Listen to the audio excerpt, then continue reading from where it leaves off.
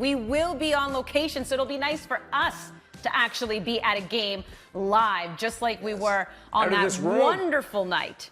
Yes, in get me out of here. 2019, right, at BMO Field, that wonderful win over USA. There's just something different. We all know when you're there, you could smell the grass and the dirt, and you could hear the fans cheering, and you could smell stale beer. It's wonderful, guys. It's absolutely wonderful.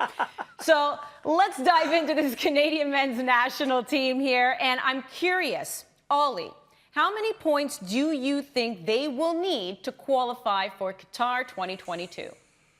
Okay, well KJ already did some pretty good math on this, so I'm going to borrow it from him and credit to him for doing that. But it looks like about 22, 23 points would be about average for third place. So I think anything more than 23, and you should be good. So you'd be pretty hard done by, I think, to not qualify with that. So you start to look at the games, right? Like, if they can win the home games against El Salvador, Honduras, and Panama, and that shows how big this month is, by the way, that gets you to 9.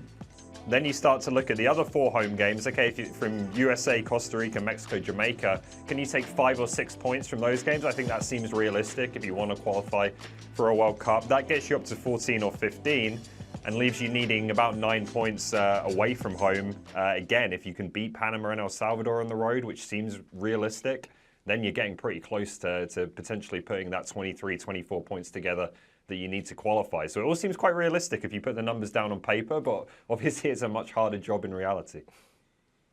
I was going to go with 24 or 25. Yeah. I think you might need a few more, but the math is pretty good. I think that Canada's first priority is to go out and win those home matches. There's 7 of them.